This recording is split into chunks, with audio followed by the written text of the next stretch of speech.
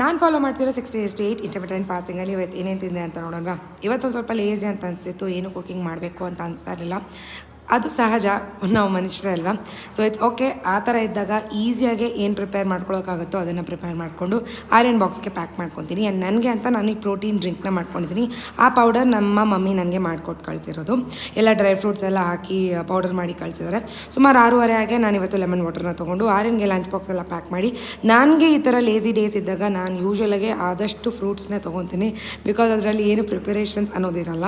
ಇನ್ನೇನು ಕೆಲಸಕ್ಕೆಲ್ಲ ರೆಡಿಯಾಗಿ ಕೆಲಸಕ್ಕೆಲ್ಲ ಹೊರಟು ಕೆಲಸ ಎಲ್ಲ ಮುಗಿಸ್ಕೊಂಡು ಸುಮಾರು 12 ಗಂಟೆಗೆ ನನ್ನ ಫಾಸ್ಟ್ ಬ್ರೇಕ್ ಆಗುತ್ತೆ. ಸೊ ಇವತ್ತು ಪ್ರೋಟೀನ್ ಡ್ರಿಂಕ್, ಅದ್ರ ಜೊತೆ ಆದಷ್ಟು ಫ್ರೂಟ್ಸ್ನೇ, ಇವತ್ತೆಲ್ಲ ದಿನ ಫ್ರೂಟ್ಸ್ನೇ ತಿಂದಿದ್ದೀನಿ. ಆ್ಯಂಡ್ ಟೀಚರ್ ಬರ್ಡೇ ಇತ್ತು ಅಂತ ಒಂದು ಸ್ವೀಟ್ ಕೂಡ ತಿಂದು ಮನೆಗೆ ಬಂದು ತಿರ್ಗಾ ಹೊಟ್ಟೆ ಶೀತಿತ್ತು ಅಂತ ಜ್ಯೂಸ್ ಮಾಡ್ಕೊಂಡು ಕುಡಿಯೋಣ ಅಂತ ಮಸ್ಕ್ ಮೆಲನ್ ಜ್ಯೂಸ್ನ ಮಾಡ್ಕೊತಾ ಇದ್ದೀನಿ. ಯಾವುದೇ ರೀತಿಯಾದಂಥ ಶುಗರ್ ಏನೂ ಆ್ಯಡ್ ಮಾಡಿಲ್ಲ ನಾನು. ತುಂಬಾ ಟೇಸ್ಟಿ, ತುಂಬಾ ರಿಫ್ರೆಶಿಂಗ್ ಅಂತ ಅನಿಸ್ತು. ಆ್ಯಂಡ್ ಈವ್ನಿಂಗ್ಗೆ ಪನ್ನೀರ್ ಆಪ್ನ ತಿಂದು 10:30ಗೆ ಗ್ರೀನ್ ಟೀ.